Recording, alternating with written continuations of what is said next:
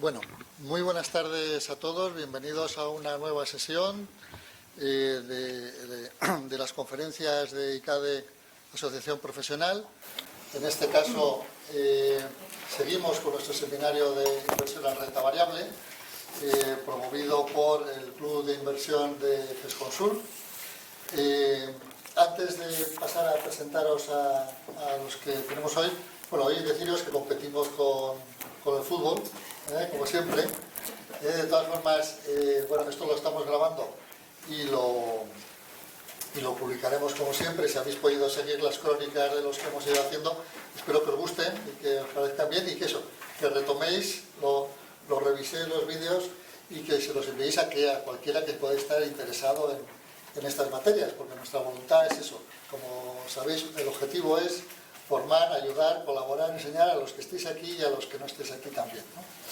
Bien, vamos a hacer la tercera sesión de este seminario de inversión en renta variable y vamos a seguir avanzando en temas. Yo creo que las sesiones anteriores pues, fueron muy interesantes. Aquí comentábamos con alguien que le había gustado mucho y me ha dicho que es muy profesional, que lleva ya viniendo todas y que es fenomenal, con lo cual os lo traslado así. Y deciros que hoy tenemos dos ponentes de lujo, Lucas Maruri y Raquel Ray. Os lo voy a presentar, yo creo que va a hablar primero Lucas. Correcto. Lucas es licenciado en Derecho y Administración de Empresas por la Universidad Carlos III, como siempre les digo, a los que son de fuera, que no se puede tener todo, ¿verdad? Pero se intenta. Está bien. Él es gestor del fondo de inversión GESConsult Crecimiento, antes ha sido analista de renta variable también en GESConsult, y su experiencia pues también ha sido variada. Ha estado en Vertis Environment Finance, empresa dedicada al trading de commodities medioambientales. Yo creo que dará para una conferencia. Eso da para una conferencia, la verdad. ¿No? Porque es un mundo desconocido, pero supongo que es súper interesante. Sí, sí. También ha trabajado en el Departamento de Logística Internacional del Grupo DIA. Grupo, bueno, pues últimamente está muy en la Que ahora prensa. están problemas, sí. Bueno, por eso me fui. A que les vaya bien y que funcione. Y en el área de banca de inversión de Barclays y en el departamento financiero de SACIR. O sea que bien, yo creo que tienes muchas visiones diferentes para luego aplicar y gestionar mejor. Raquel Ray, que es agente financiero de Antbank, es también licenciada en Administración y Dirección de Empresas por la Universidad Autónoma de Madrid. Es máster en gestión de carteras por Option and Futures Institute y miembro del CISI. ¿Qué es el CISI? Esta es la nueva norma de MiFID II, nos afecta a todos, un certificado. Perfecto. Y tiene 20 años de experiencia, ha desarrollado su carrera en diversas entidades, ha estado en SAFEI, que después fue Inversis, Mirabaud y actualmente en Antbank. Y su labor se ha centrado en trabajar a caballo entre el departamento de gestión y la construcción de carteras para clientes finales. Participa actualmente en la gestión de carteras SICAV, de varias SICAV, y en el desarrollo de una planificación global integrada para clientes finales. Con lo cual hoy la experiencia de cómo funciona la banca privada y cómo trabaja para sus clientes, yo creo que es importante. Eso, el otro día también en la última sesión, la semana pasada, hablábamos de la importancia de tener un gestor atento, que esté pendiente de su cartera y de sus clientes. Yo creo que ahí esa parte es la que vosotros cubrís estupendamente, ¿no? Aprovecho para recordaros que os darán una encuesta para contestar a una serie de cosas que nos valdrán para mejorar, y también a los que no haya pasado por vuestra mano todavía, el que quiera estar, que le mandemos la información de todas las sesiones que hacemos, todos los meses hacemos una o dos, pues le mandamos el correo con la información de lo que hacemos en la asociación. Y nada más, ya es vuestro momento. Perfecto, pues empiezo yo. ¿Podrías poner el PowerPoint ahí? Es que esto es la web. Sí. Bueno, buenas tardes y gracias por venir. Como bien me han presentado, me llamo Lucas, trabajo en GESConsult y me han dicho que viniera a hablar de gestión de carteras.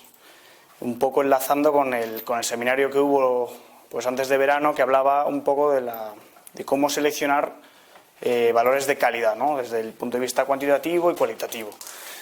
Y una vez que sabemos, digamos, o tenemos los principios para poder saber identificar las buenas compañías, el cómo montar una cartera de renta variable y cómo ir adaptando esa cartera con el paso del tiempo, ¿no? Entonces, creo que es un tema un poco denso, para ser sincero, sobre todo teniendo en cuenta que es miércoles, 7:30 de la tarde, y creo que la forma de mejor seguir la ponencia es poniéndonos en la piel de alguien, que podemos ser cualquiera de nosotros, que mañana llegamos al trabajo, a nuestro nuevo puesto de trabajo. Imaginemos que de repente nos cambiamos de trabajo, de profesión, y empezamos a trabajar en una gestora, y mañana mismo nos dicen, oye, tienes que gestionar un fondo de renta variable, ¿no? Pues lo que vamos a explicar, o lo que voy a intentar explicar, es qué pautas seguir, ¿no? En qué apoyarse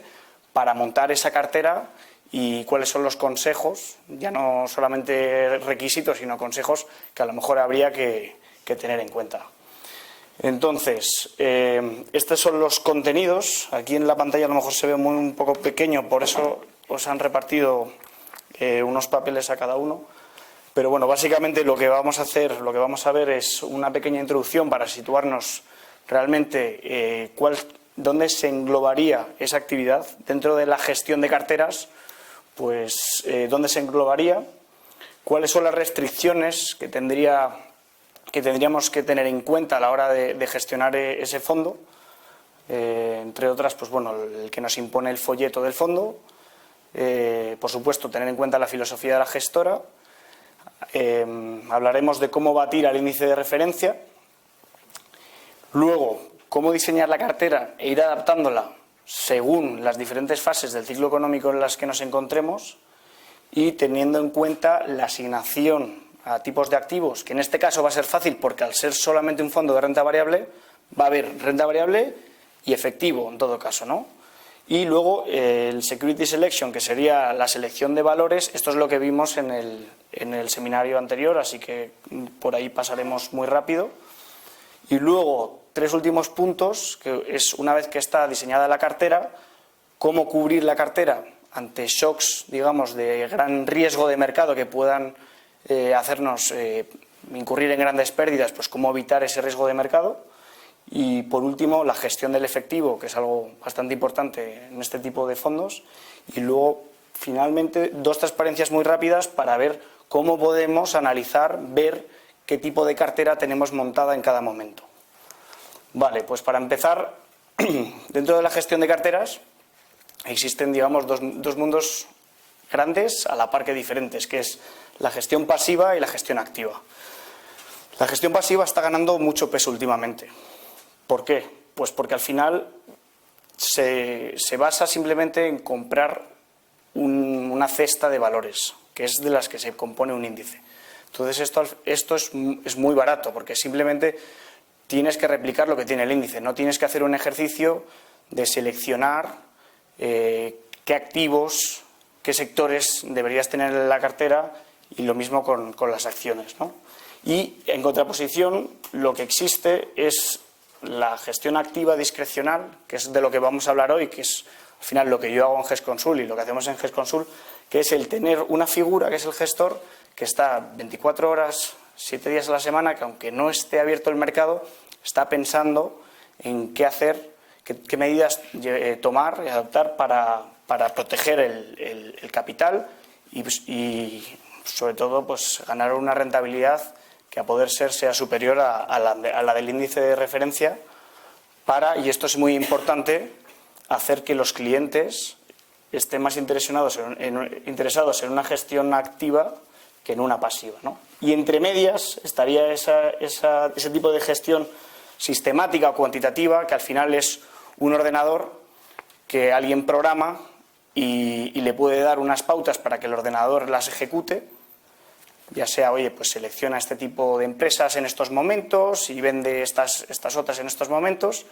Y esto pues también tiene un desarrollo con el Deep Learning, que es, pues digamos, lo más puntero, que sería que ese propio algoritmo poco a poco vaya aprendiendo de lo que está pasando en el mercado y vaya tomando decisiones, ¿no? Por empezar con los principales limitaciones, ¿no? El mandato. Vale, pues llegamos el primer día a nuestro nuevo puesto de trabajo y resulta que, pues bueno, vamos a empezar por no cometer algo que sea ilegal, ¿no? Voy a cumplir lo que me exige la ley. El tema es que cualquier fondo o institución de inversión colectiva tiene que estar gestionado por una sociedad gestora de instituciones de inversión colectiva, que al final es una sociedad anónima, pero de clase especial. ¿Y qué es lo que la hace especial? El objeto social que tiene, que es al final tan simple como gestionar ese patrimonio, y sobre todo lo que le hace especial es que está sujeto a una legislación muy particular y que tiene una entidad particular, creada ad hoc, para vigilar que se cumplan esos patrones, que es la CNMV, básicamente, ¿no? Que todos conocemos. Entonces, si llegamos ese día al trabajo, lo primero que deberíamos hacer es coger el folleto del fondo que nos han mandado gestionar, ¿no? Y ver qué tenemos que cumplir, ¿no? ¿Qué pone en ese folleto que debemos cumplir? Pues lo que nos vamos a encontrar en ese folleto, más o menos, a grandes rasgos, son esos puntos que hemos decidido poner ahí, que son básicamente, pues bueno, la política de inversión del fondo. Esto tiene que ver con el horizonte temporal. Puede ser un horizonte temporal de 2 años, de 5 años, dependiendo del perfil del cliente al que queramos dirigir este producto, ¿no? Esto va a tener que ver mucho con el riesgo también. El nivel de riesgo que el partícipe va a tener que estar dispuesto a asumir, ¿no? El benchmark. Al fin y al cabo, para saber si el fondo está bien gestionado o no, necesitaremos un índice de referencia. Cuando hablamos del mercado, el mercado es algo muy, muy global, ¿no? Entonces lo que necesitamos es crear unos índices que nos permitan de alguna forma de hacer un seguimiento de lo que está pasando en el mercado, ¿no? Y esto es importante porque ese benchmark va a ser nuestra vara de medir. Es decir, con ese benchmark se va a evaluar si realmente estamos haciendo una buena gestión o no, como vamos a ver más adelante. Se pueden establecer en el folleto medidas de riesgo. Por ejemplo, no puedes tener más de un 10% en esta divisa. O no puedes tener más de un 10% en compañías que capitalicen menos de 100 millones de euros. Hay un montón de limitaciones que dependen de cada folleto, porque al final el folleto son unas normas que digamos, la gestora establece en sus productos, que aprueba la CNMV, y a partir de ahí, como están publicadas en la página web de la CNMV y de la gestora, pues hay que cumplirlas sí o sí, ¿no? Bueno, ya hemos hablado de las exposiciones máximas y mínimas, que serían un tipo de medidas de riesgo, pero que es muy común encontrar en los folletos. Y, por supuesto, el régimen de comisiones, que esto es algo con lo que va a tener que jugar el gestor y tenerlo muy en cuenta, porque al fin y al cabo nos van a medir el trabajo frente a un benchmark, un índice de referencia que no tiene comisión de gestión. Entonces, es un punto de partida que hay que ser conscientes de que lo tenemos y que para empezar nuestro trabajo, mañana cuando nos sentemos a las 9 de la mañana en la oficina, pues hay que tenerlo en cuenta, ¿no? Entonces, aquí esto no se ve muy bien, porque es un trozo del folleto original del fondo que ahora mismo yo soy responsable, que está colgado en la CNMV y en la página web de GESConsul. Pero simplemente lo quería poner como ejemplo y para que nos familiarizásemos un poco, por si mañana pues tenemos la curiosidad de consultar algún folleto, pues que sepamos que tienen esta forma y que empieza con esta estructura. Perfil de riesgo del fondo y del inversor, ¿no? Lo que habíamos comentado antes. Dice un 6 en una escala del 1 al 7. Pues ya nos podemos hacer una idea de que esto es un fondo con un perfil de riesgo bastante avanzado, ¿no? Categoría del fondo, renta variable euro. Ya a grandes rasgos sabemos que solamente va a tener o predominantemente va a tener renta variable y que va a estar invertido predominantemente en la zona euro, ¿no? Plazo indicativo de la inversión, 2 años. Si soy un inversor que quiero meterme y salirme en 6 meses, ya sé que este no es mi fondo. Si soy un gestor que tengo que elegir compañías para invertir, sé que lo que no puedo hacer es especular con compro esto para venderlo mañana, a ver si gano 2 duros y lo vendo. No. Que a mí el mandato me establezca un plazo de 2 años, lo que quiere decir es que me están ordenando que busque compañías lo suficientemente atractivas como para, con el dinero de los partícipes, hacer que esos partícipes se conviertan en socios de la compañía. Es decir, vamos a comprar un porcentaje del capital de esa compañía y vamos a estar en la compañía aproximadamente, porque esto luego obviamente hay excepciones, pero de media vamos a estar 2 años sentados en esa compañía, que es el plazo mínimo que en este caso se estima que se necesita para empezar, no a garantizar, porque esa palabra no se puede utilizar, pero para tener unas altas probabilidades de sacar unas rentabilidades positivas. Y luego, bueno, pues hay otros criterios que habla, por ejemplo, en este fondo, el benchmark, que lo vamos a ver más adelante, habla de las exposiciones, pues según el tipo de emisores, es decir, en qué bolsas se pueden seleccionar valores. Y, por ejemplo, esta frase se entiende muy bien: se podrá invertir en compañías de alta, media y pequeña capitalización pertenecientes a cualquier sector. Es decir, este fondo no está poniendo ningún tipo de límite por tamaño de compañías ni por sectores, ¿no? Entonces podemos, mañana cuando lleguemos, elegir. Sabemos que tenemos un espectro bastante amplio dentro de la zona euro para elegir compañías. El fondo podrá tener como máximo un 30% de exposición a riesgo divisa.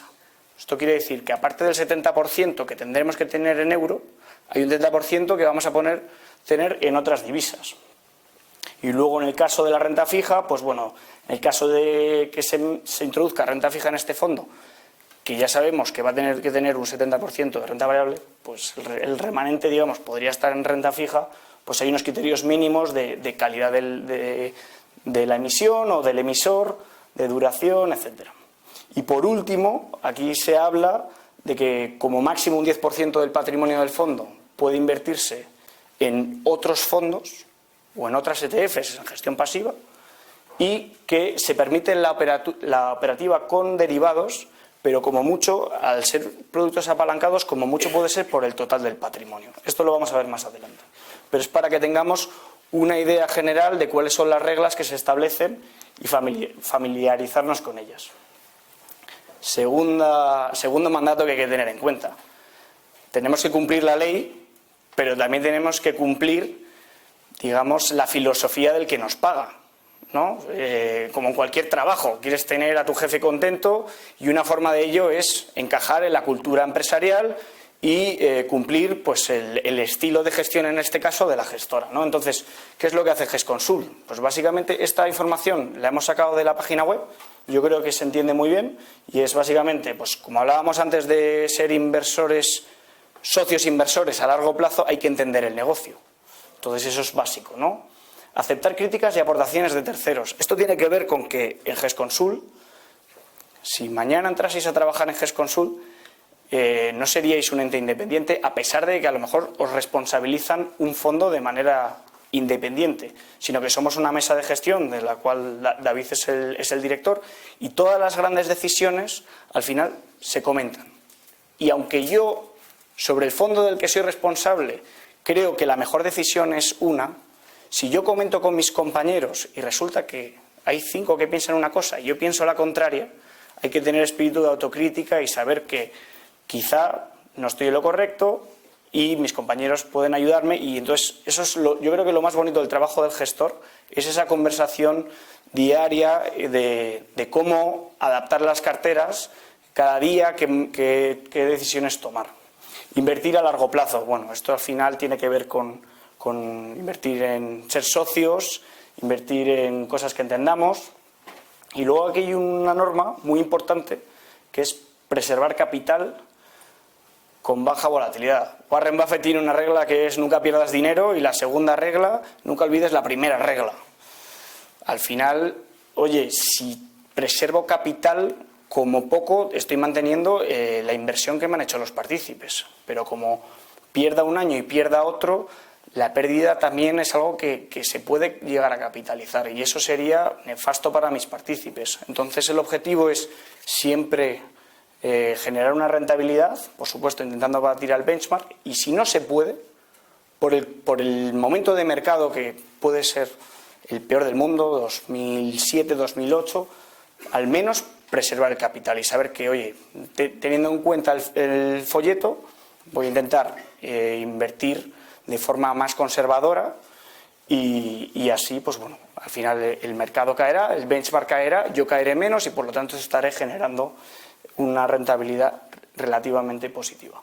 Y luego el método de trabajo de GESConsul, pues esta es la forma de trabajo en la que te tienes que adaptar, ¿no? Si entras a trabajar mañana, pues que sepas que tenemos cierto sesgo al top-down, que es básicamente partir de formar esa cartera desde qué está pasando a nivel macro, elegir sectores, luego empresas y, por supuesto, tener una comunicación muy fluida con las empresas y evitar valores demasiado ilíquidos, que esto de los valores demasiado ilíquidos tiene que ver con preservar capital, que es al final, pues oye, no quedarte pillado en valores que luego no puedas vender.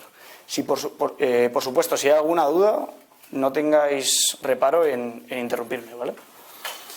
Batir al benchmark, pues esto es otro de los mandatos, ¿no? Esto es muy simple. Para que el dinero no se vaya hacia la gestión pasiva y se quede la gestión activa, un objetivo es generar alfa, que al final es la diferencia entre la rentabilidad del producto y la del índice, ¿no? Entonces, por ejemplo, en este caso, crecimiento tiene un 95% de Eurostoxx y ese 5% de Eonia, que es básicamente el coste del efectivo a muy corto plazo, tiene que ver con eso, con que el fondo, este índice ya está teniendo en cuenta que el fondo no va a estar invertido constantemente al 100%, sino que va a tener siempre un poco de efectivo y al final esto hace que el benchmark o el índice de referencia pues sea realista, ¿no? Y por supuesto hay que tener en cuenta los costes para hacer, digamos, una comparación más realista de cara al partícipe. ¿Y cuáles son esos costes? Pues bueno, aquí podemos hablar de los que vienen establecidos en el folleto, que son estos de aquí, los que se ven en el punto 1, que son la comisión de gestión, que es sobre el patrimonio total del fondo, de forma anual, y los de depositaria. Pero esto no son todos los costes. Hay que tener en cuenta que como particulares, si mañana decidimos comprar acciones de BBVA, de Bankia, de lo que sea, nuestro banco nos va a cobrar unas comisiones y además unos corretajes de bolsa, en este caso pues, a BME, y unos impuestos. Pues todo esto en los fondos también lo soportan, lo que pasa que al tener más volumen, pues generalmente las comisiones de intermediación pueden negociarse. Entonces, un gestor, ¿qué es lo que va a querer? Siempre minimizar los costes que sean variables, los que se puedan negociar. En este caso, con los brokers siempre vas a intentar tener un intermediario que te dé el mejor servicio de ejecución al menor coste, ¿no? Porque esto al final va a ir en pro del partícipe y de la rentabilidad del fondo cuando ya la capitalizamos a varios años. Y luego aquí simplemente hacer una mención a los costes implícitos, que es básicamente son unos costes que no podemos saber antes de la gestión, sino se saben una vez tú haces compras o haces ventas de valores en concreto. Por ejemplo, aquí hablamos del diferencial bid-ask, que no es nada más que esa diferencia de precio que vemos cuando vamos a cambiar dinero. Hay un precio al que alguien quiere comprar, que suele ser más bajo, y hay un precio al que alguien quiere vender, que suele ser más alto. Cuanto más líquido es un valor, más gente hay comprando y vendiendo, ese diferencial se estrecha y ese coste es menor. Pero cuando quieres comprar un valor ilíquido, si yo quiero comprar a 5 y tú quieres vender a 8, muy probablemente el precio en el que hagamos la transacción será 6,5. Ese €1,5 que estoy pagando de más, al final son costes que mi partícipe va a soportar. O, por ejemplo, el impacto de mercado. El impacto de mercado es básicamente cuando empiezo a comprar una acción y resulta que no hay suficiente volumen de venta y empiezo a subir el precio. Yo a mí mismo me estoy haciendo una trampa en el solitario, que es ir subiendo el precio y al final eso me impacta negativamente. O los costes de retraso de ejecución, que esto es básicamente cuando queremos hacer una orden demasiado grande para un valor demasiado ilíquido. Entonces decimos, oye, quiero comprar pues 100.000 acciones de esta empresa pequeñita y resulta que en un día el broker me llama y me dice, oye, no he podido terminar la orden. Seguimos mañana y 2 días y 3 días y el problema de eso es que muy probablemente a la hora de salir te va a pasar lo mismo. Entonces, no solamente ese retraso te va a suponer ciertos costes porque el precio va a estar oscilando, sino que además a la hora de salir probablemente vas a tener esos mismos costes. Este es un ejemplo de por qué los costes son importantes. al fin y al cabo estamos hablando de unas diferencias minúsculas en términos porcentuales, pero cuando estas diferencias se ponen en el tiempo es cuando realmente se observa la diferencia. El ejemplo que os he puesto viene en la CNMV americana, en la SEC. Si tú te metes, hay un departamento que es atención al inversor y habla en uno de sus múltiples apartados de lo importante que son los costes. Y este es un ejemplo que pone el ejemplo de 3 fondos ABC con diferentes tipos de costes totales, que son ridículamente bajos, pero como ejemplo nos valen, ¿no? 0,25, 0,50 y 1%.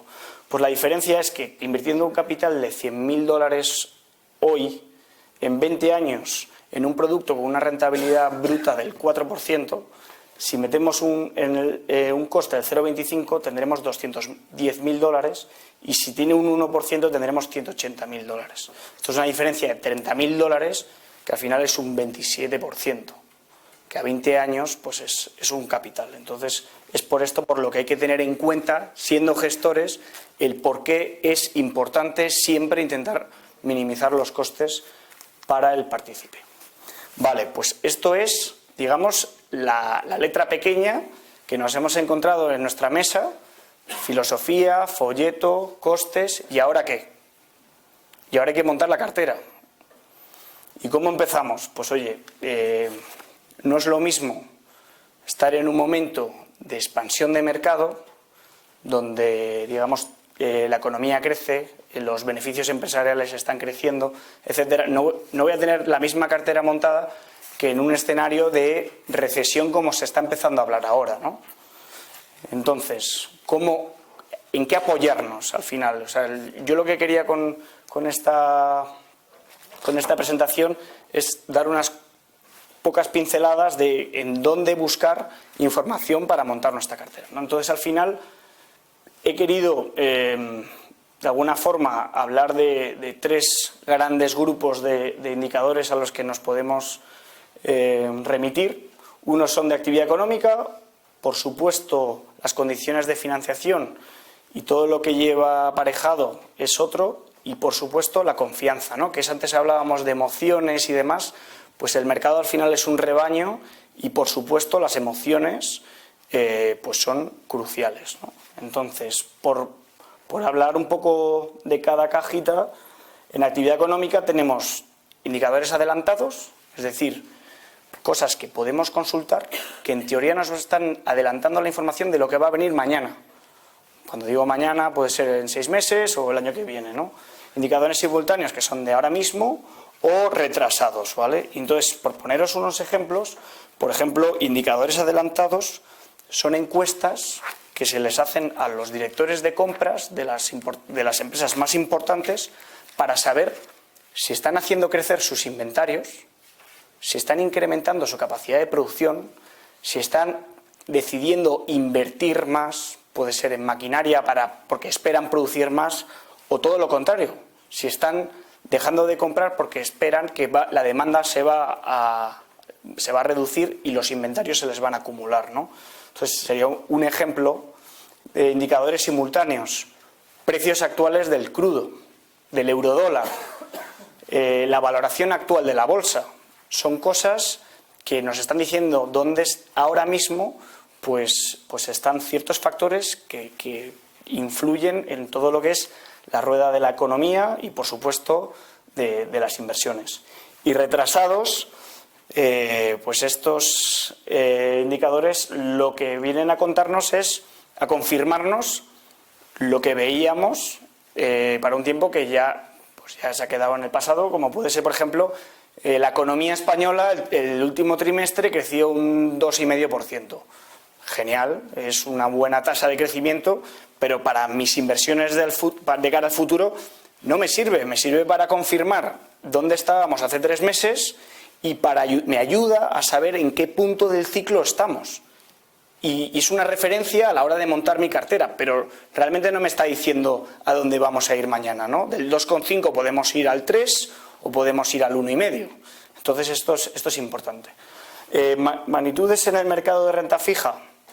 La famosa curva, la pendiente de la curva, que anticipa si va a haber una recesión o no.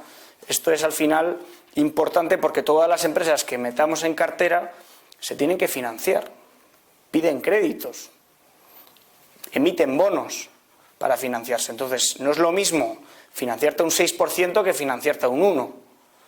Y esos costes al final van a afectarte a tu cuenta de resultados y eso es muy importante. ¿Y qué va a determinar que las empresas se puedan financiar a un tipo u a otro?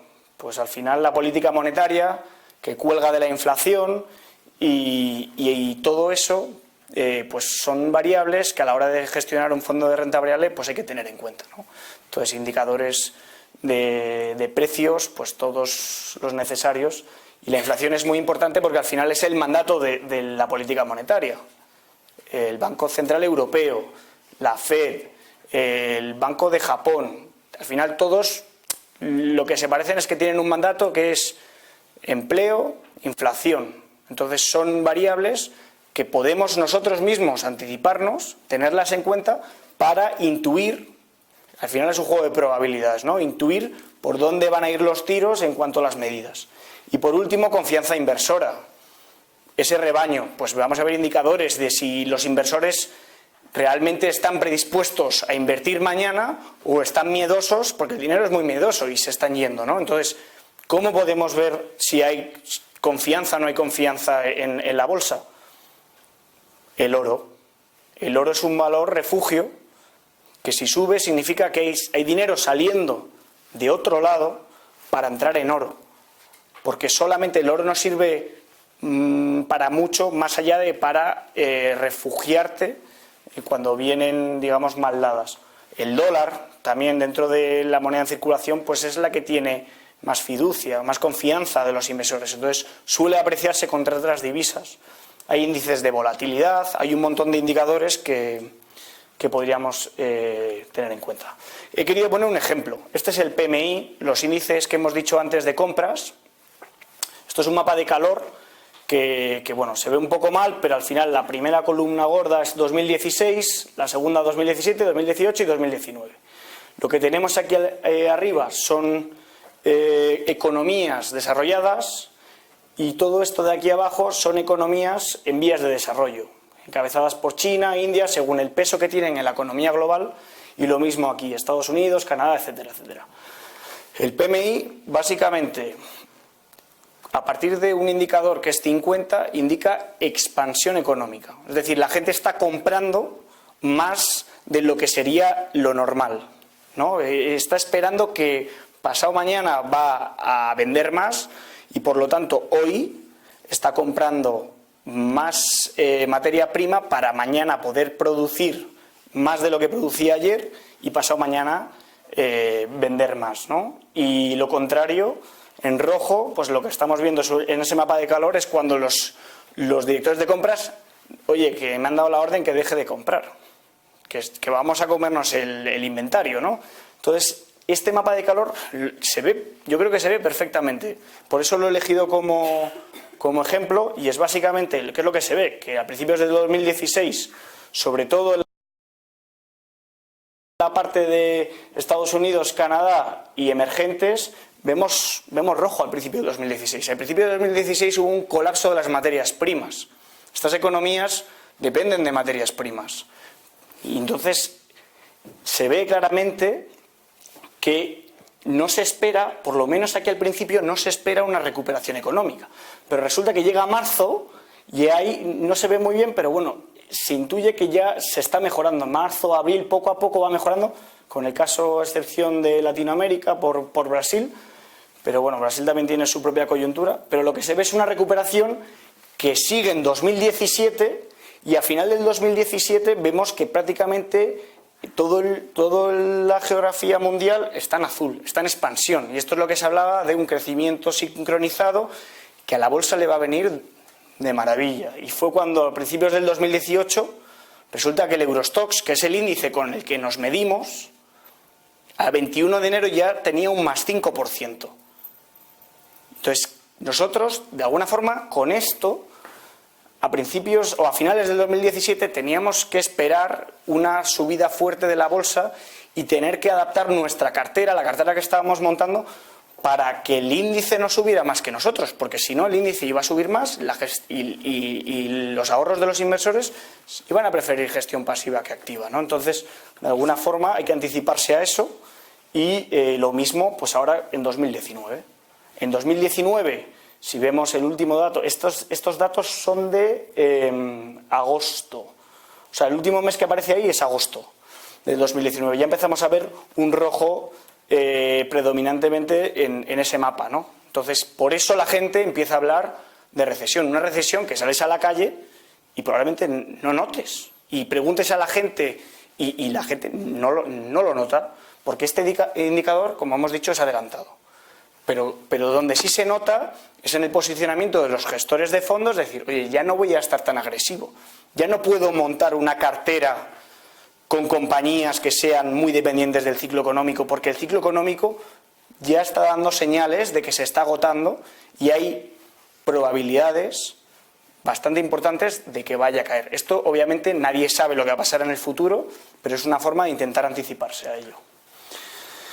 Con todos esos inputs que hemos tenido, al final es, oye, ¿dónde está la bolsa y dónde nos situamos, ¿no? A la hora de montar la cartera hay que tener en cuenta, sí, está muy bien el dónde están los resultados y demás, pero la bolsa está cara, está barata, hay que ver las valoraciones. Entonces, lo que se dicen, hay como etapas dentro de ese ciclo y hay que saber dónde nos encontramos. Ahora mismo, por ser más explícito, en mi opinión, y en la de la mesa de GESConsult, estaríamos entre la primera y la segunda etapa.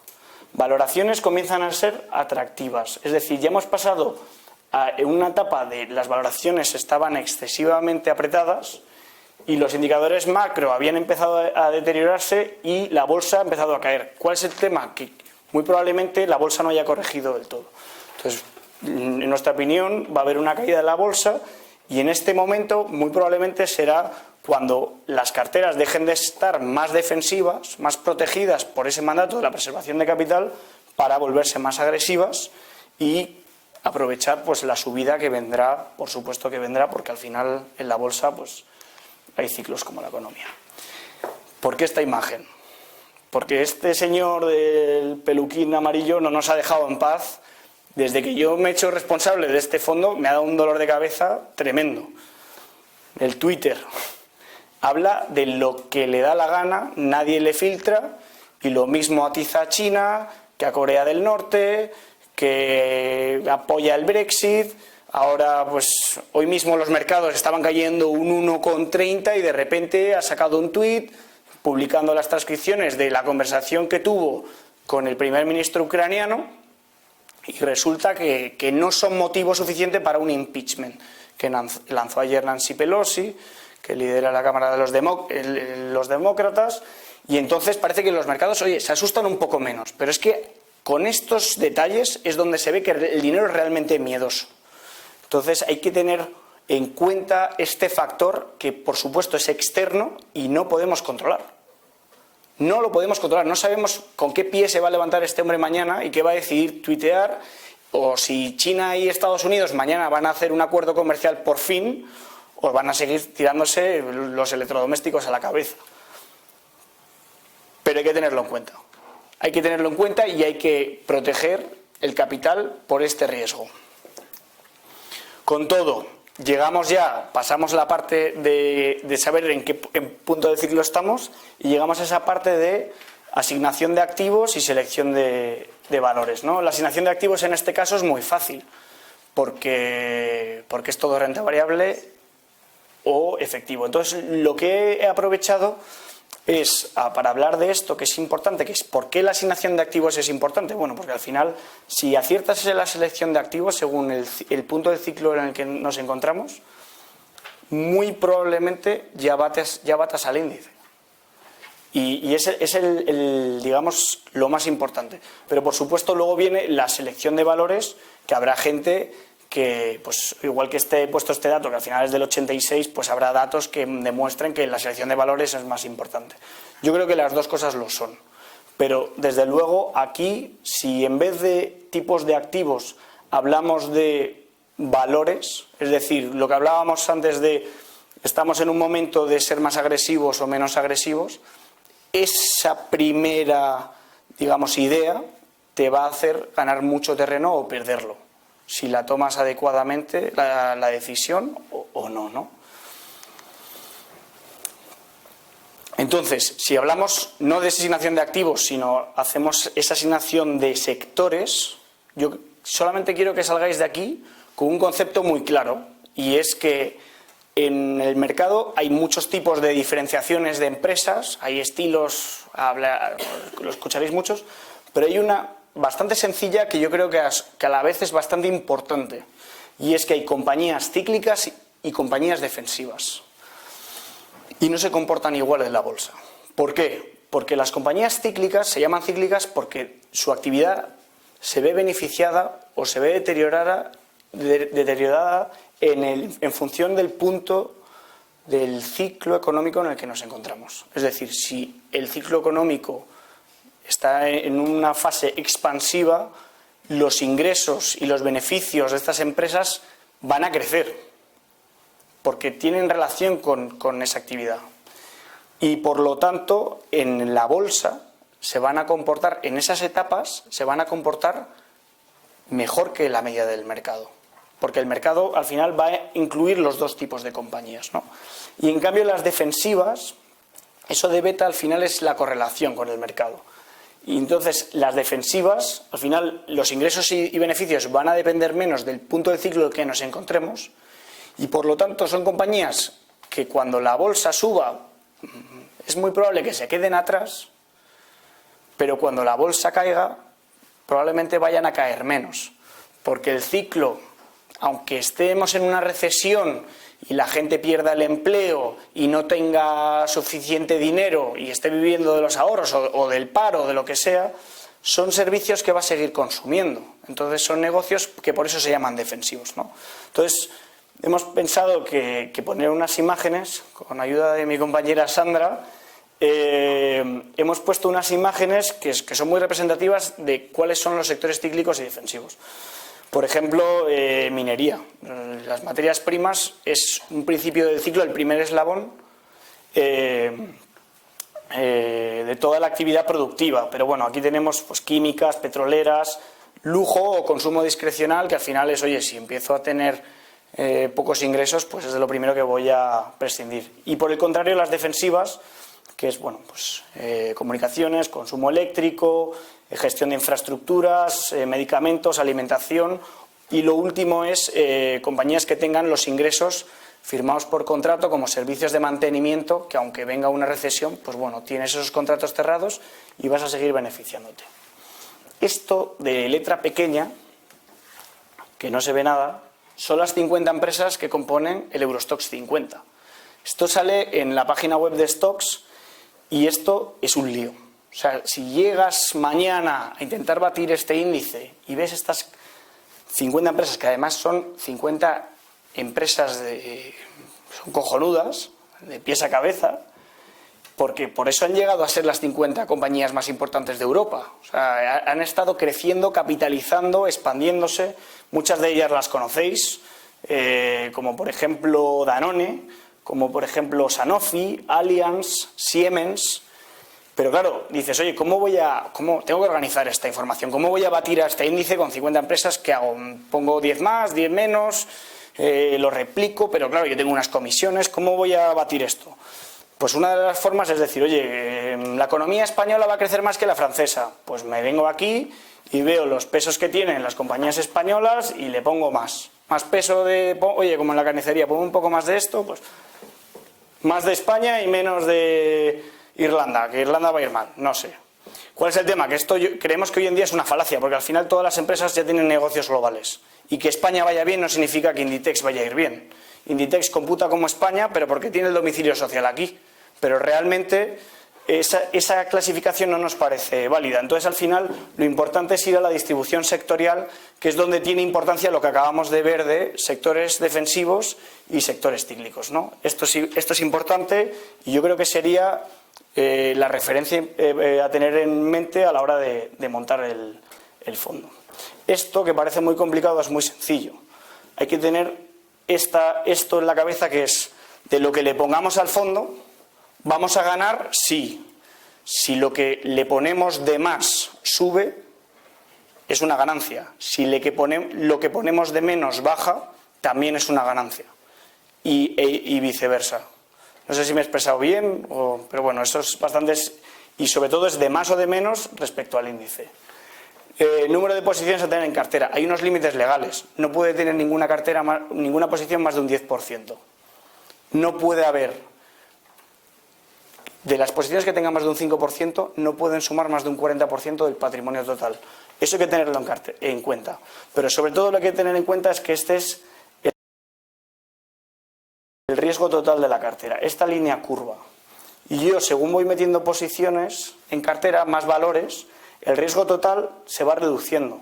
¿Por qué? Porque la desviación estándar, es decir, el riesgo, la correlación entre los valores se va diversificando y lo que vas haciendo es, de alguna forma, pareciéndote más al mercado. Por eso, aquí hay un riesgo, un nivel de riesgo, que por mucho que metamos posiciones, ese nivel de riesgo no baja. Porque al final el mercado siempre va a tener un riesgo y nos lo podemos comprar entero y meter todo el mercado en el fondo, que al final ese riesgo no va a desaparecer. Entonces, ¿dónde debería estar el número de posiciones? Pues digamos, entre 10, pero si tenemos un máximo del 10% por posición, tenemos que tener más del 10, 20, diría que el mínimo estaría en 25 y el máximo en unas 55. Tener más sería comprar el mercado, tener menos sería demasiado arriesgado. Y luego, por último, y esto ya es algo muy sencillo y muy rápido, derivados. 5 minutos. Pues tengo 5 minutos, a ver si consigo acabar en 4. Voy a darme prisa. Concepto muy sencillo. Nosotros tenemos la cartera que hemos diseñado, que es nuestro posicionamiento estratégico, que es básicamente, cómo hemos diseñado la cartera para el largo plazo. Pero en el camino, si yo diseño esta cartera para dentro de 1 año o dentro de 2 años, pero en el camino espero riesgos, esos riesgos los puedo afrontar de 2 formas, que es ajustando las posiciones que tengo, pero muchas veces no me va a dar tiempo porque tengo que ir al mercado, véndeme de esto, cómprame de esto, o lo que puedo hacer es un posicionamiento táctico que si no puede ser a base de ajustes en las posiciones que tengo, puede ser a base de derivados. Entonces, el derivado básicamente es un contrato que lo que me hace es, me permite comprar o vender todo el mercado. Y de alguna forma, si yo pienso que el mercado va a caer, si lo vendo, estoy fijándome un límite o un nivel de forma que si cae el mercado, yo esta diferencia de caída la estoy ingresando. Porque al final lo que he hecho es un contrato en el que el futuro yo te voy a vender algo a este nivel. Entonces, aunque el mercado caiga, yo ya he cerrado este precio en el futuro, a 3 meses, a 6 meses, a 1 año, dependiendo, ¿no? Y esto es muy útil para hacer frente a este riesgo que habíamos comentado. Cuando viene un impacto de mercado, cuando viene un Lehman Brothers, lo único que te queda es proteger el patrimonio utilizando estos instrumentos. Gestión del efectivo. 3 pinceladas. El efectivo no tiene riesgo. ¿Por qué? Porque al final, pues si ahí se cae el mercado, es una posición libre de riesgo y por lo tanto defensiva. Tiene límites legales, es decir, bueno, no podemos tener menos de un 1% de efectivo, etcétera. Es importante tener algo de efectivo por si aparecen oportunidades del mercado, poder ir a por ellas. Es importante gestionar las entradas y salidas del capital del fondo. Habrá alguien en la gestora que nos diga, oye, mañana entra 1 millón de euros y ese 1 millón de euros de repente nos va a formar en el fondo una bolsa de efectivo.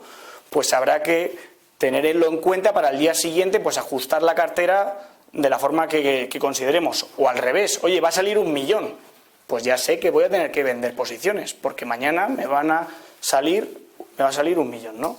Y luego, las diferentes divisas computan en liquidez y el cash drag, esto que se llama, que la traducción al español sería el lastre de capital, es que realmente, a pesar de que el lastre de efectivo, a pesar de que no tiene riesgo, en realidad sí que hay un riesgo con el capital, o con el efectivo, perdón. Y es que el mercado suba. Y si tenemos demasiado efectivo en la cartera y el mercado está subiendo, el efectivo nos va a hacer de lastre y lo que va a hacer es evitar que podamos batir al benchmark, ¿no? Que al final es el índice que no tiene efectivo, no tiene porcentaje de efectivo. Y esto es un ejemplo que pues al final simplifica lo mismo que habíamos visto antes con los costes, pero como si ese coste fuese el efectivo. Y por último, y ya acabo, y le dejo el turno a Raquel, que creo que me he extendido un poco más de lo que me tocaba, es que las métricas se pueden consultar en Morningstar, por ejemplo, es uno de los proveedores, que yo creo que es bastante interesante porque tienen se llama Stylebox, que es una cajita muy sencilla que lo que nos permite rápidamente es ver si un fondo de inversión está invertido en grandes empresas, medianas empresas o pequeñas empresas. Aquí pone grande, mediano, el tamaño, y aquí están los pesos también, se pueden ver, pero al final lo que ves aquí es, si está en el cuadrante de arriba, es que está invertido en grande.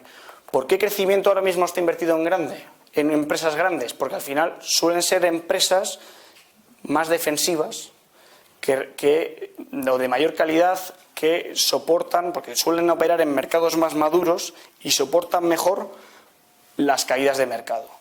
¿Y por qué? Aquí cuando vemos crecimiento mixto valor, lo que quiere decir es que crecimiento son empresas muy cíclicas, que se ven beneficiadas del ciclo de la expansión, y valor lo que quiere decir es que son empresas que generalmente están devaluadas porque, están baratas, digamos, porque operan en sectores de poco crecimiento.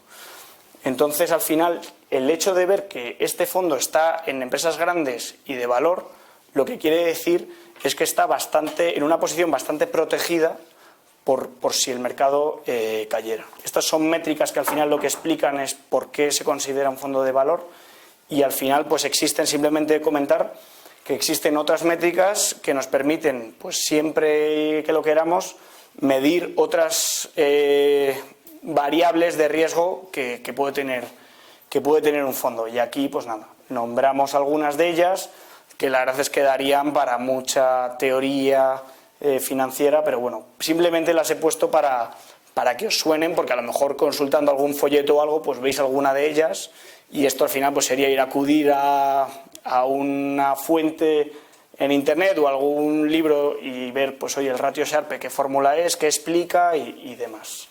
Y con esto acabo. Muchas gracias, espero no haberos dormido porque el tema era un poco denso, y nada, le dejo el micro a Raquel.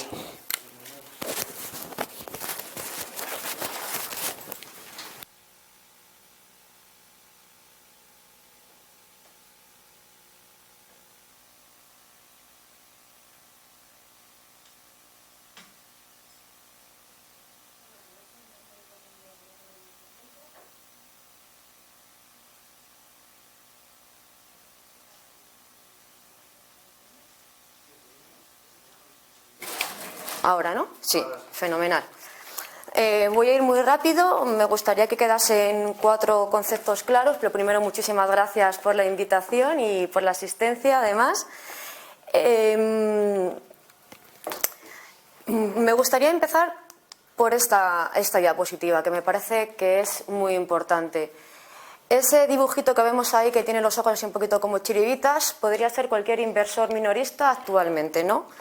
Muchas gracias, Pilar. Hemos pasado una época, creo que todavía seguimos pasando, aunque cada vez menos, en el que el inversor minorista está en un entorno en que no sabe nada, en que no se tiene que preocupar de nada, en que todo va bien, en que esta vez va a ser diferente, en que nosotros pensamos por usted. Bueno, esto al final, entre lo que te dicen o lo que hay una gran diferencia. La realidad es que cualquier persona, sea inversor o no sea inversor, en algún momento de su vida va a tener que tener un contacto con el sector financiero. Entonces, es muy importante que se tenga unos conocimientos mínimos para ser un interlocutor válido con un asesor profesional o un gestor, y poder exponerle los objetivos y los requisitos que él tiene, y a su vez que el asesor le pueda explicar de una forma clara y que él entienda qué es lo que le propone, ¿no? ¿Por qué digo esto? Pues porque lo hemos visto salida de Bankia, hemos visto lo que pasó con el Popular, hemos visto el tema de las preferentes, y esto simplemente pasa Porque, por desgracia, estamos en una sociedad donde el inversor minorista tiene muy poco conocimiento. Y eso, al final, para el sector también es algo muy perjudicial, porque cuando tú te tienes que sentar con un cliente final y le tienes que explicar determinadas cosas, si tú no eres capaz de transmitirle unas ciertas ideas, y más en el entorno en el que vivimos actualmente, porque antes, bueno, dices, bueno, una hipoteca más o menos, y al final tenías tu depósito al 4% y, bueno, parece que tenías la vida resuelta, ¿no? Bueno, pues por desgracia ese entorno ha cambiado totalmente, ¿no? Y ahora tenemos que tener unos conocimientos básicos, no solamente por parte de los asesores, eso que preguntabas del tema de las certificaciones que te obligan, sino también por parte de los inversores. Y a mí estas charlas me parecen muy interesantes porque hay que tener determinados conocimientos. Al final es un poco como cuando vas al médico, ¿no? Te duele la cabeza y el médico te dice, pues muy bien, usted tómese un ibuprofeno. Pero lo importante, si es un buen profesional, es que te investigue y te diga por qué a usted le duele la cabeza. Pues esto es lo mismo. Es decir, al final el inversor tiene que ser capaz de transmitir y no quedarse con las ideas básicas, ni que todo vale, porque ni todos somos iguales, ni todos los productos están estructurados de la misma manera, y el todo vale se tiene que acabar. Y el de que no pasa nada, somos demasiado grandes para caer, esto no va a volver a pasar, los datos nos están demostrando que esto es mentira y que las cosas, al final vivimos en un mundo muy complicado y esto es una cosa que tiene que modificarse. Otro punto importante que yo siempre le digo a los clientes, o en las charlas que doy, es que tenemos que ser conscientes de que tenemos que hacer una planificación financiero-fiscal lo más importante y lo más pronto posible. ¿Por qué digo esto? Pues porque hay una realidad. Las pensiones se nos terminan según como las conocemos. Entonces, cuanto antes seamos conscientes de este hecho, antes tendremos que poner medios para poder afrontar un futuro que sea por lo menos el esperado para nosotros, ¿no? No podemos estar dependiendo de que papá Estado nos venga a salvar. Papá Estado ya no tiene dinero, o sea, esto es una realidad. Entonces, los gobiernos de turno se están pasando la pelota unos a otros diciendo, bueno, ya veremos, a ver cómo hacemos, tal. Pero la realidad es que la pirámide poblacional se está invirtiendo, la gente cada vez vive más, necesita más cuidados, hay más gasto, las pensiones hay que financiarlas, cada vez trabaja menos gente porque hay menos jóvenes y los salarios no son los mismos. Con lo cual, partiendo de esa base, las pensiones, según las conocemos, se van a terminar. Con lo cual, si somos conscientes de estos, si somos conscientes de que al final tenemos que tener unos conocimientos mínimos para poder gestionar de forma coherente nuestros ahorros, lo enlazo con lo que considero que es el instrumento más efectivo para poder canalizar esos ahorros que vamos a necesitar en un futuro. Yo siempre digo, tenemos que empezar a pensar en una planificación financiera fiscal desde los 40 años. ¿Por qué? Porque necesitamos mínimo 30 años de estar invertidos. Luego diré que cuando queden 5 minutitos, que eso sí que me gustaría que lo comentásemos, un análisis que han hecho con datos, con estadísticas, o sea que esto no es que esté inventado, que demuestra que un horizonte temporal de 30 años es un periodo más que suficiente para poder tener unos resultados positivos. Entonces, a partir de los 40, todo el mundo debería de estar pensando en tener una planificación, yo no lo insisto, vuelvo a insistir, financiero-fiscal eficiente. ¿Cómo podemos la parte de nuestro ahorro pues hacerla de una forma sostenible, ¿no? Pues a través de los fondos de inversión, ¿no? Todo el mundo sabemos que es un fondo de inversión. Un fondo de inversión no simplemente es un conjunto, es un patrimonio donde un cliente final, en este caso los partícipes, invierten un dinero y luego hay una sociedad gestora que se encarga de la gestión y de la administración de esa gestión y una sociedad depositaria que custodia esos títulos, ¿no? Bueno, en principio fácil. Todos conocemos que tenemos pues fondos de renta fija corto, monetarios, mixtos, de renta variable, globales, bueno, en fin, una clasificación muy grande, muy amplia por política de inversión, ¿no? ¿Por qué pienso que los fondos de inversión es el producto estrella? Primero, por una cosa muy importante. Fiscalidad. Son productos que se pueden traspasar.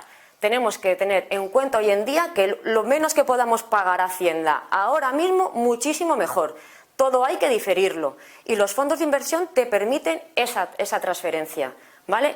Tú ahora mismo tienes una cartera a día de hoy y dices, uy, los mercados, uy, me gusta, uy, no sé qué, pues coges, transfieres, haces un traspaso de tus fondos a otra tipología de fondos con otro riesgo y simplemente estás difiriendo esa tributación, importantísimo. Además, que podemos tener en el futuro pues una serie de necesidades y dices tú, bueno, esto me permite no tener que vender todo mi patrimonio y tributar por ello. Vende simplemente la parte que tú necesites en todo momento. Y a mí eso me parece es una cosa muy a tener en cuenta. Es para mí una de las características de los fondos de inversión más importantes. Tengo muy poco tiempo, voy a ir rápido, pero sí que me gustaría destacar dos puntos importantes. Yo, por mi experiencia, los inversores españoles son mayoritariamente muy conservadores o conservadores, ¿vale?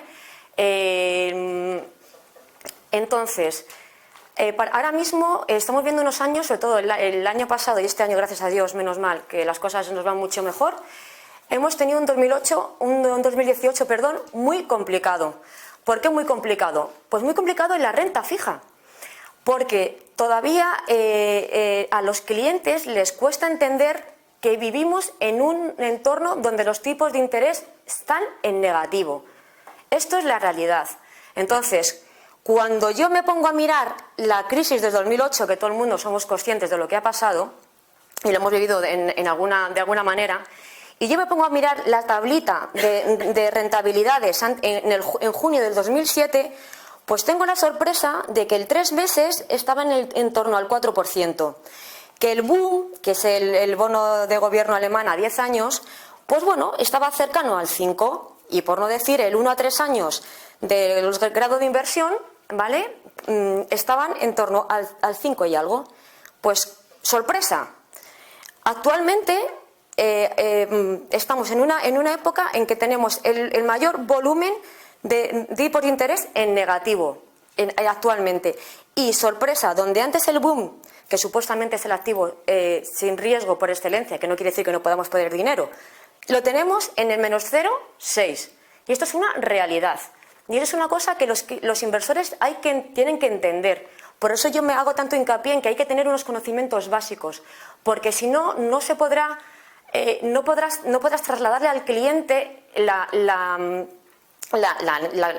posición actual de que hoy en día, sin riesgo, es muy complicado tener una rentabilidad.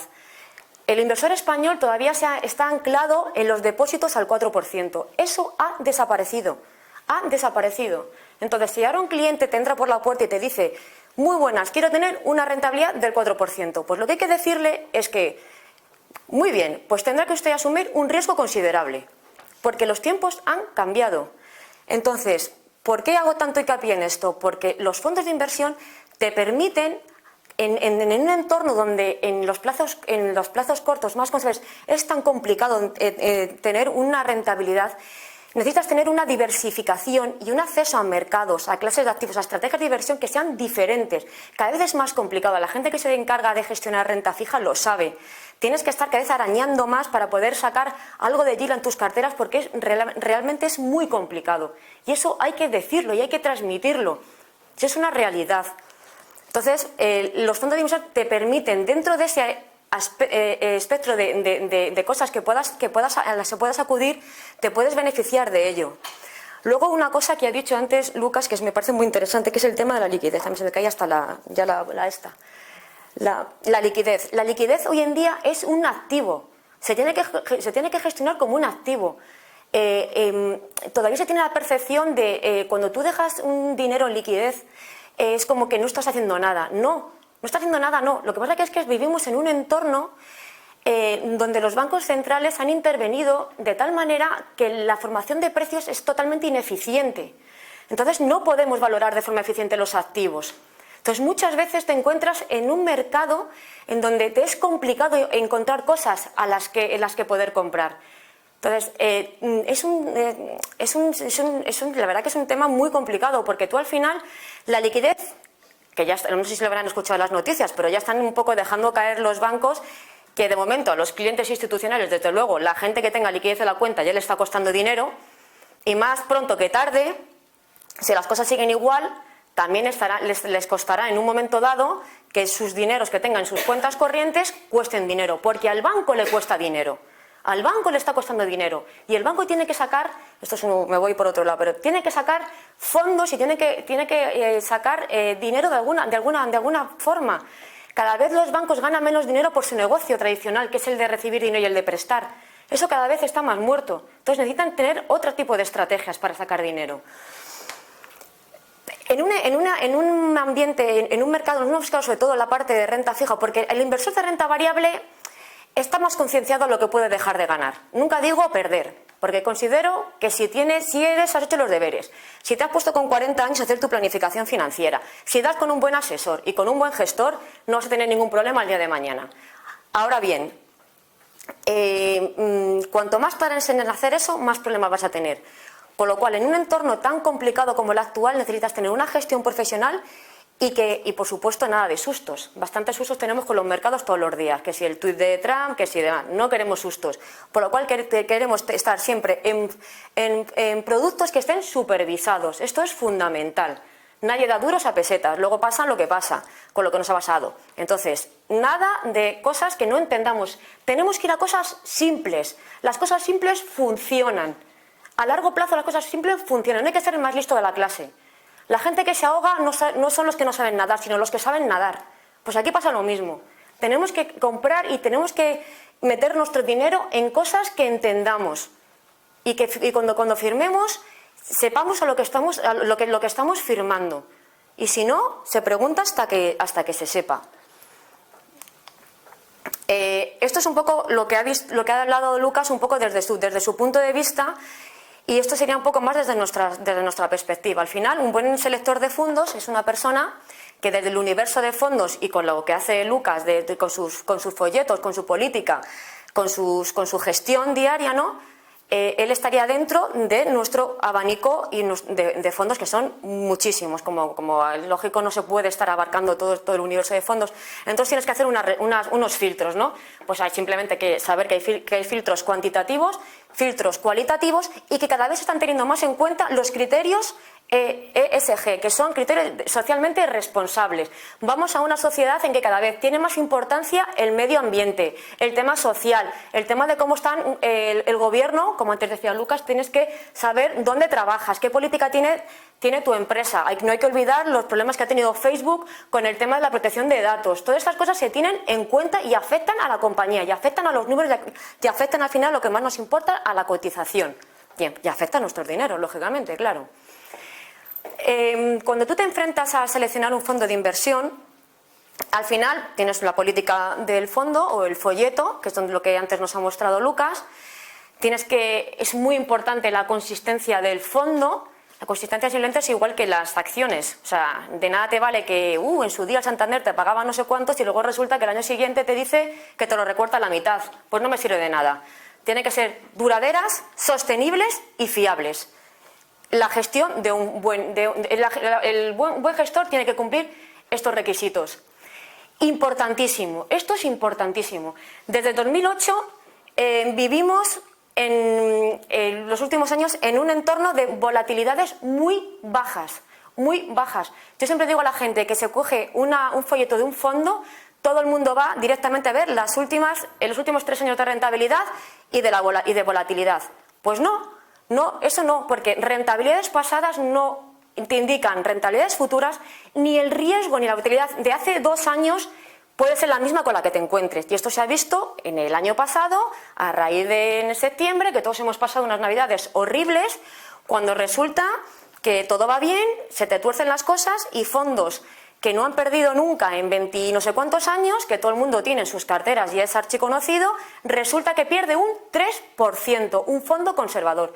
Eso en una cartera de un cliente conservador es muy complicado que lo levantes y es muy complicado que un cliente se lo explique y lo entienda si él no ha entendido primero que para tener un 4% de rentabilidad tiene que subir un riesgo, porque el entorno es el que es. Entonces, esto es muy importante. Y siempre que voy a alguna charla de gestores hago la misma pregunta. ¿Cuál es el peor escenario en el que se encuentra un fondo? A mí el mejor me da igual, porque al final, fenomenal, pues me van bien las cosas, me van bien. Pero siempre hay que preguntar en qué situación el fondo se va a ver más afectado. Y nada más. Y luego tú, en tu portfolio, pues controlarlo, ¿no? Bueno, la correlación de los fondos en una cartera, importantísimo. Y cada vez es más complicado. En el 2018 cerramos un año donde el 95% de los activos han dado pérdidas, han estado en negativo. O sea, fíjense ustedes lo difícil que es sentarse con un cliente y que al final tu portfolio, lógicamente, acabe en negativo. Si es que es lo más normal, si es que el 95% de los activos ese año han estado en negativo, no te ha funcionado nada. Por mucho bien que has hecho la descorrelación con los fondos en tu cartera, te hayas cogido fondos que vayan en contraria ni que al final te van a cubrir un poco tu cartera, nada de eso te ha funcionado. Con lo cual, en mercados que están tan globalizados, como ha dicho Lucas, lo del tema del tuit de Trump, que si China se constipa, nosotros estamos con gripe, y si ya Estados Unidos se coge la gripe, nosotros ni nos levantamos. Y eso es una realidad. Vivimos en un mundo en que todo nos afecta. ¿Qué tendrá? Mucha gente me dice, ¿pero qué tendrá que ver la guerra comercial de Trump con China con Alemania? Que está al final casi es la que está siendo más perjudicada. Pues tiene muchísimo que ver, porque las cadenas de producción son globales. Vivimos en un mundo globalizado. Y todo al final, lo que menos nos afecta casi es el IBEX. O sea, al final lo de aquí de España pues, te puede afectar un poco para el día a día, pero a nivel de inversión, muy poco. Entonces, esa es una realidad.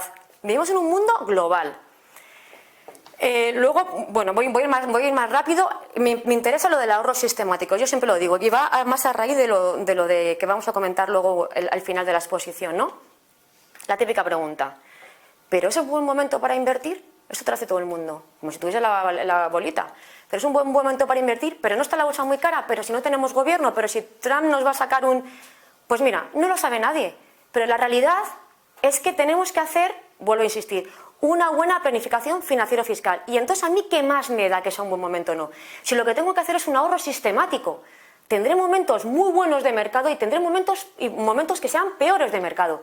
Pero si yo me marco una planificación ordenada y me marco unos ahorros, cada uno dentro de sus posibilidades y dentro de su estructura, me dará igual. Lo que me importa es que esos ahorros los tengo que empezar a gestionar. Y la mejor manera es hacerlo a la japonesa, hacer con un ahorro sistemático, sin mirar todos los meses, todos los años, todos los tal, esto me va destinado a mi jubilación futura. Porque no nos olvidemos que vamos a necesitar ingresos extra y que las jubilaciones del Estado no van a poder sostener nuestro ritmo de vida. Y eso es muy importante. Esto no tiene que decir todo eso en el telediario. Dejarse de tantas tonterías y decir lo que realmente importa, ¿no? 4 cosas. Sobre todo las 2 primeras. Mucha gente también me viene y me dice, no, bueno, es que yo necesito, Raquel, unas rentas. Digo, pues muy bien. Si es que todo el mundo conocemos lo que son los fondos de acumulación, que yo los recomiendo, porque como dijo Albert Einstein, que no es uno que se acaba de salir de su casa, los tipos de interés compuestos son la 8ª maravilla del mundo. Tenemos que usarlos. Cuanto más tiempo estemos invertidos, mejor. Este tema funciona, son números. Pero bueno, hay gente que te dice, necesito unos ingresos extra, por lo que sea, porque mi hijo va a la universidad, porque por lo que sea. Pues muy bien, hay que saber que también hay fondos de inversión que son de reparto.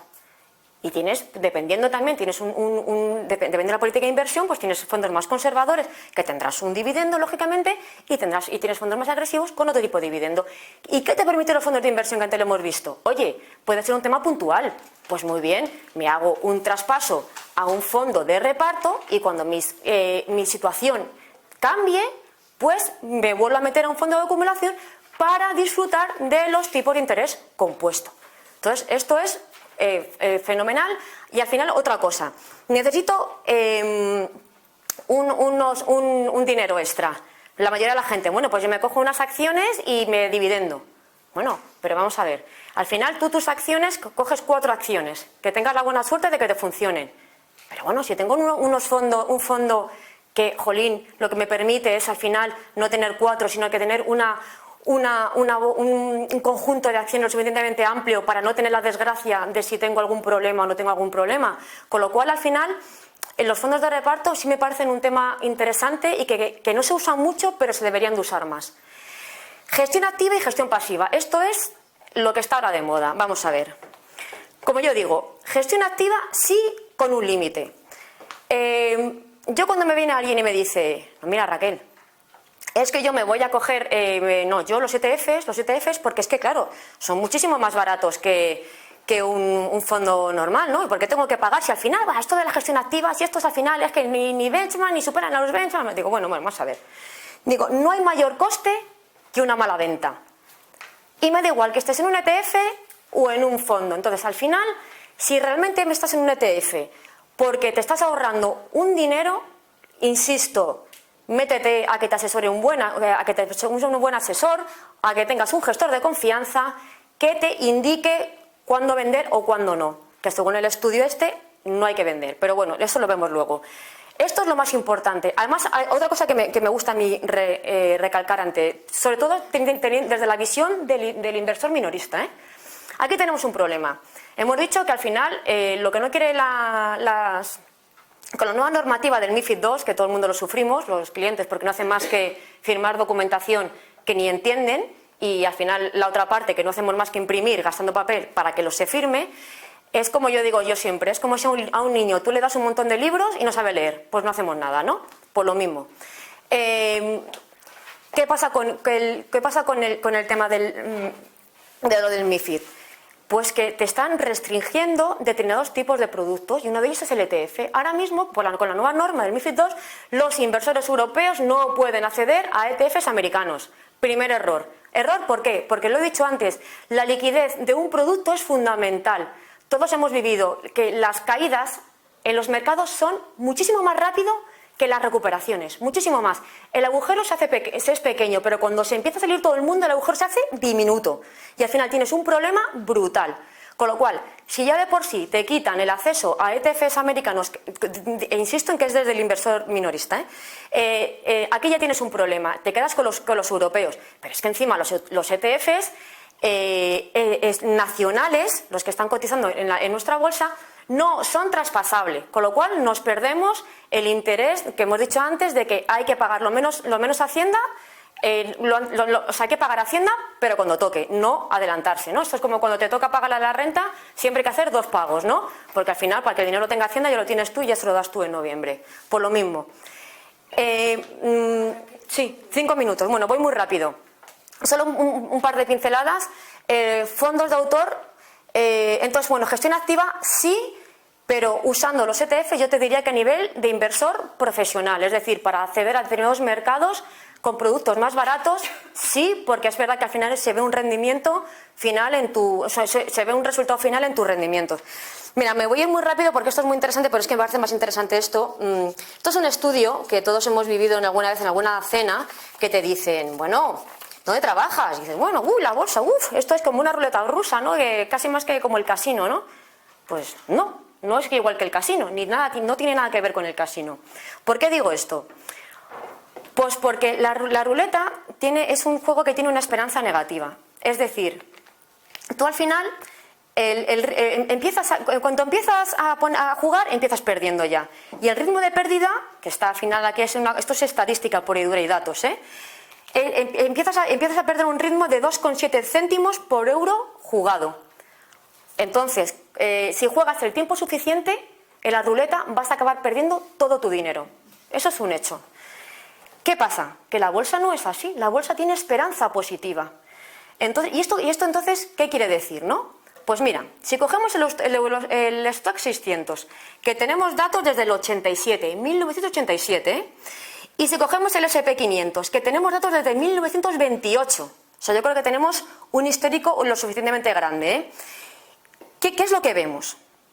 Pues que a partir de estar invertidos 20 años, el 100% de las ocasiones, el stock 600 y en el 98 para el S&P, la rentabilidad obtenida ha sido positiva, con una rentabilidad compuesta promedio anual del 8% en el Eurostoxx y del 17% en el Standard & Poor's. Esto es datos, estadística. Esto aquí no viene, esto no está, esto es así. ¿Qué pasa? Que claro, lógicamente me diréis, hombre, Raquel, Y los momentos malos, claro que aquí hay momentos malos. Entonces, un poco hablando, digo, esto es la charla que todo el mundo tiene que asistir, que es muy interesante. Aquí entra mucho la psicología del ser humano, que afecta mucho a la toma de decisiones. Cuando te sientas y te dices, a ver, ¿qué es lo que puedo hacer con mi dinero, ¿no? Lo que aquí se quiere reflejar es que no hay que dejarse llevar nunca por el pánico. Nunca. Porque los datos, además, dan fe de ello. Me dice Raquel, claro, y los años malos, a ver quién los aguanta. Pues efectivamente hay años malos. Desde el 87, el 69% de los años en el Eurostoxx 600 han sido positivos, con una rentabilidad anual del 6%. Y la pérdida máxima ha sido elevada, del menos 17%, las cosas hay que decirlas. Y en el S&P es muy parecido, aunque tengamos un poquito más de datos, pero es muy parecido. En el S&P el 66% de los años han sido positivos, con una rentabilidad promedio del 7% y una pérdida máxima del menos 16%. Como vemos, son resultados muy parecidos. ¿Qué es lo que quiere decir de no hay que dejarse llevar por el pánico? Este estudio lo que está analizando es la rentabilidad que tú hubieses obtenido si te hubieses quedado 30 años, 10 años, 20 años o 30 años invertido en estos índices, o si te hubieses perdido los 30 días mejores en ese periodo de tiempo de rentabilidad. Porque lo que nos pasa como inversor es que tú en el momento en que tú te sales del mercado, porque te dejas llevar por el pánico y porque no te asesoran correctamente, es muy complicado volver a entrar y los mercados se recuperan. Entonces, al final el inversor final lo que le pasa es que siempre vende en lo más bajo y compra en lo más alto, y eso es una realidad. Entonces, el estudio te dice que si tú hubieses invertido 100.000 euros en el año 87, hubieses obtenido 408.000 euros. Si hubieses permanecido invertido. Pero si te pierdes las 30 mejores sesiones, hubieses acabado con una pérdida del menos 17.000 euros. Eso es una realidad. En el caso del S&P, si hubiésemos invertido $100.000, a final del año pasado hubiésemos tenido 14 millones de dólares. Y si nos hubiésemos perdido las 30 mejores sesiones, nuestra ganancia hubiese sido de 1 millón. Entonces, esto lo que te está demostrando es un poco las frases estas que pongo un poco ya al final, que me voy al final del todo porque me parecen muy interesantes estas. Si ha perdido más dinero intentando prever las correcciones y protegiéndose frente a ellas que sufriéndolas realmente. Y gran parte del éxito, fíjate que lo dice Warren Buffett, o sea, se atribuye a la inactividad. Entonces me podéis decir, uy, pero imagínate que soy el inversor con peor suerte del mundo y entro en el peor día de mercado. Pues muy bien, vamos a verlo. En el S&P, que lo tenemos desde el año del 28, entras en el jueves negro. El 19 de septiembre del 1929, o sea, lo peorcito. Una pérdida máxima del 86%. Bueno, pues aquí, a ver, los números son muy duros. Pero a 30 años, si hemos hecho bien nuestra planificación y hemos invertido desde que tenemos 40 años, como hay que hacer, tú al final tendrías unas ganancias del 545% entrando en el peor día de mercado. Pero si no nos vamos tan más lejos y estamos en el año de la burbuja.com, en el 23 de marzo del 2000, con pérdidas del casi 50%, al cabo de los 20 años tendrías una rentabilidad, una positiva de 180%. Y en el Standard Poor's y en el Stock 600, en la crisis que hemos vivido ahora en el 2008, que parecía que nos íbamos a ir todos, no sé a dónde, a morirnos directamente, pues al cabo de 10 años hemos conseguido una rentabilidad del 40%, y si ya no vamos al S&P, que ya sabemos que estos americanos van por otro lado, del 102%. Entonces, esto es muy importante, muy importante. La psicología juega en contra nuestra. Necesitamos gente profesional a nuestro lado. Necesitamos ser capaz de poder transmitir nuestros objetivos y nuestras necesidades. Por eso necesitamos tener cultura financiera. Es muy importante, muy importante. Entonces, creo que ya no estoy fatal de tiempo, con lo cual, pues nada, lo he dicho. Muchas gracias. Gracias.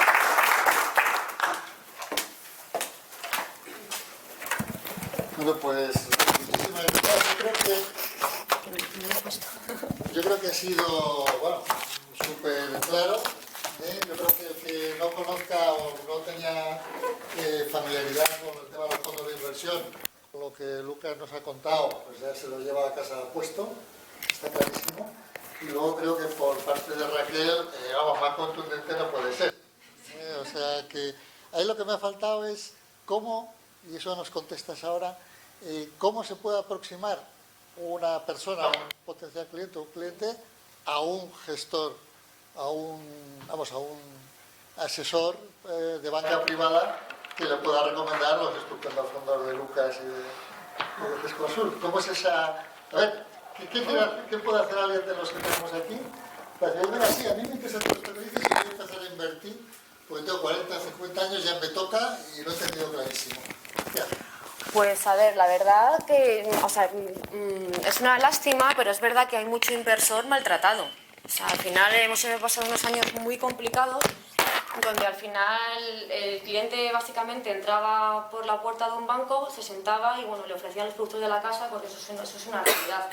Entonces, bueno, al final lo que hay que intentar es dar con profesionales, como todo. O sea, es decir, como se te estropea la caldera y tienes que llamar a un profesional, pues aquí también somos profesionales y al final pues tienes que buscar la excelencia en el trabajo y luego ser que el asesor que se busque sea lo más independiente posible, que hoy en día es complicado, pero al final lo que hay que buscar es que, no me ha dado tiempo a explicarlo, pero al final las carteras siempre se tienen que hacer en beneficio del cliente y a mí, por ejemplo, la casa Gesconsul me gusta porque creo que tiene mucha visión de cara al cliente. Las cosas hay que hacerlas para y por el cliente y explicarlo y ser simples y ser transparentes.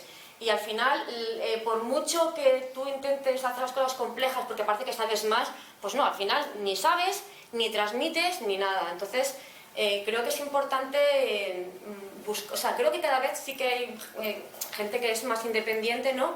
Que le gusta lo que hace y que le gusta ayudar a los demás y que una parte de eso puede ser esa planificación, ¿no? Y luego dar pues con buenos gestores, lógicamente. Pues a ver, hay que encontrarlos y hay que, bueno, aquí tenemos a Raquel, muchísimas gracias. De nada. Y nada, como estamos en hora, yo os pediría si nos contáis qué vamos a hacer el mes que viene.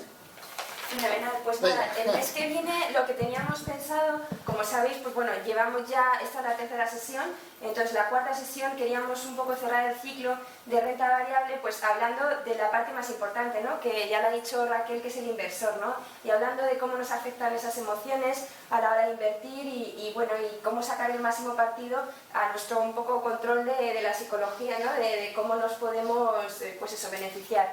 Y esa parte nos la dará David y también estamos pendientes de que nos confirmen y no sabemos, pero seguramente contemos también con una psicóloga que también pues, nos dará su punto de vista. Entonces yo os animo a todos a participar. Hoy la verdad que ha sido de los días que menos gente ha venido por el tema del fútbol, pero la verdad es que estamos muy contentos y os agradecemos mucho la asistencia y esperamos contar con vosotros en esa cuarta sesión.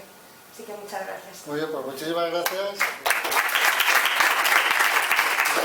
Gracias al Club de Inversión de Gesconsul y a todos vosotros por estar aquí y nos vemos a la próxima. Fijaremos la fecha, posiblemente el jueves 20 y tantos de octubre, ya confirmaremos y nada, pues seguiremos aprendiendo y tenemos que invertir más y mejor. Muchas gracias. Gracias.